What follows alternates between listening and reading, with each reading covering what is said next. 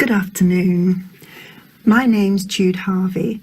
Can you tell me your full name, please? Mariana Vieira Álvares Martins. Thank you. And can you tell me where you're from, Mariana? I'm from Portugal. Can I see your identification, please?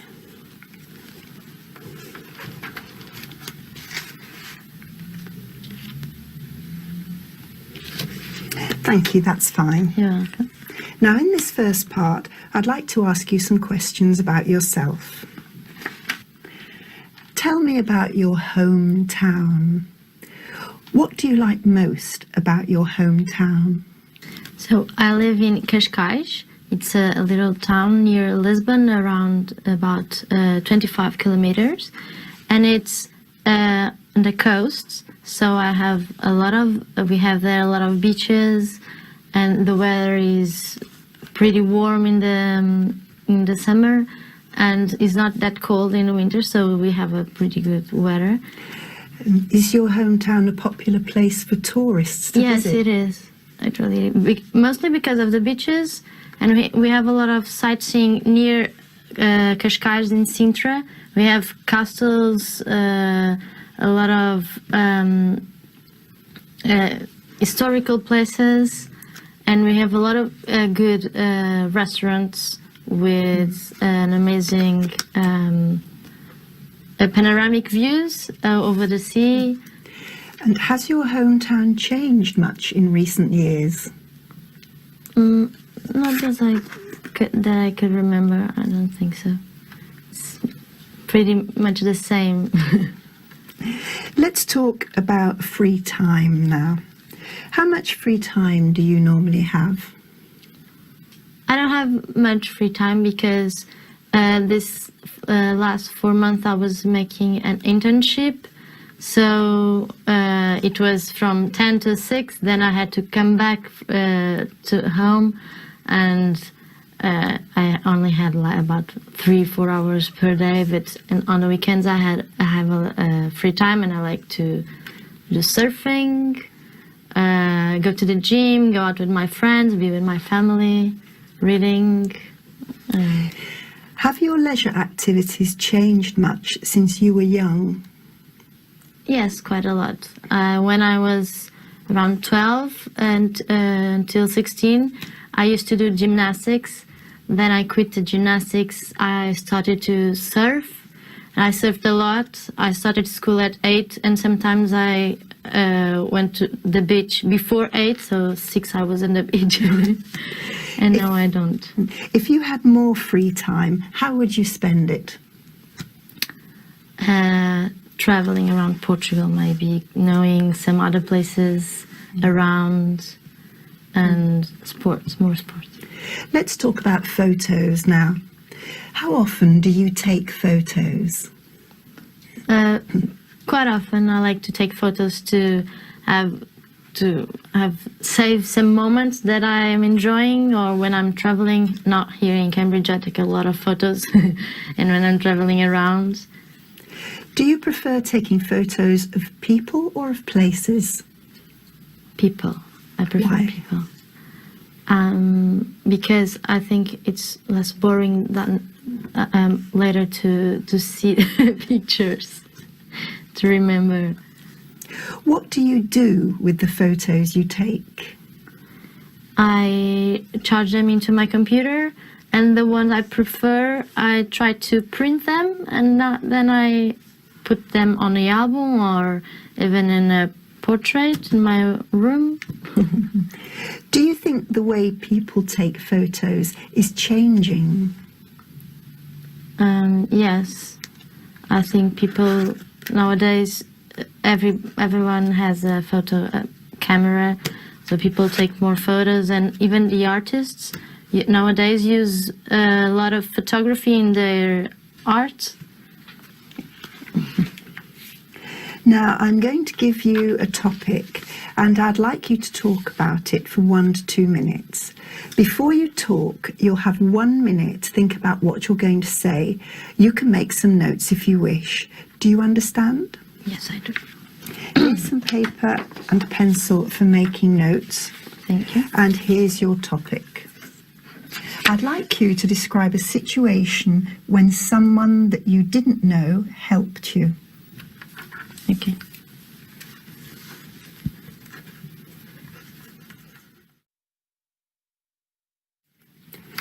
All right. Remember, you have 1 to 2 minutes for this, so don't worry if I stop you. I'll tell you when the time is up. Can you start speaking now, please? Yes. So, about 4 months ago, I went to Southeast Asia with a friend. We were planning to do a trip around Southeast Asia, and we started the trip in Laos. We've been told that we could buy the visa from Laos to Vietnam on the border. So we were in Vientiane, that is the capital of Laos, and we took a bus called VIP, but actually it was not VIP at all. And we made a 20-hour bus trip to the next border, where we were going to stay there, because the next bus that would cross the border was just in the other day. So we got to that place and we went out to dinner in an Indian restaurant. We were talking with the owner of the restaurant, pretty nice guy, and he informed us that we couldn't buy we would not be allowed to buy the visa on the border. So he informed us how to get the visa in the internet. We couldn't because it was too late. We need more time. So he explained us which bus we would need to take to come back, where to take to apply for the visa. He advised us on some places to stay in Vientiane while we were waiting for the visa, and it was very nice. Explained everything to us, helped us, even gave us a lunch to take in the bus while we were doing the 20-hour trip all again. And thank you.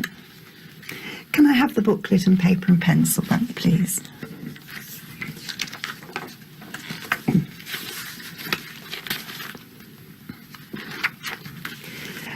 We've been talking about a situation when someone you didn't know helped you, and I'd like to discuss with you 1 or 2 more general questions related to this. Let's consider, first of all, children helping others. What kinds of things can children do to help in the home?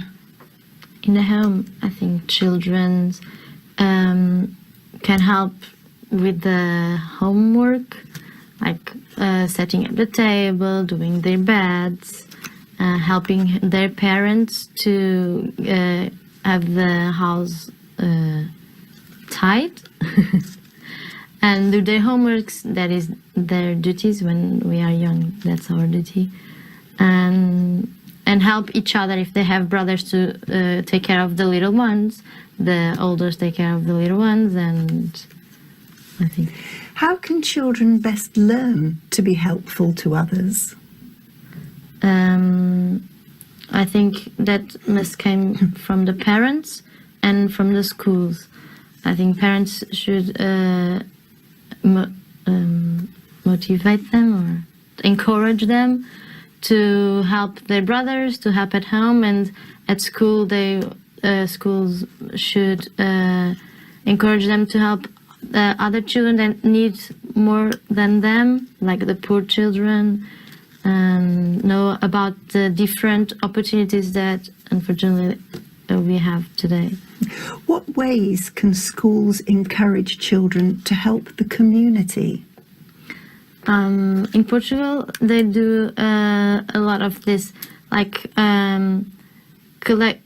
doing manual things. The children do manual things, and they try to sell to their parents, their family at home, to collect some money to give to the poor. Like my brother and their friends, they made necklaces and little things, and they sell in the beach to parents, and then they collect the money and buy a chair, a heeled chair for children for an hospital. collecting the capsules from the bottles. In Portugal, if we collect the caps, they can be changed or help to buy a new chair also. Let's think about working for other people without payment. What types of voluntary work are most popular in Portugal? I think the most popular are helping elderly people in the centers of elder people and in the social neighbors to help with the activities to the youngest, like dancing or even teaching, helping doing their homeworks.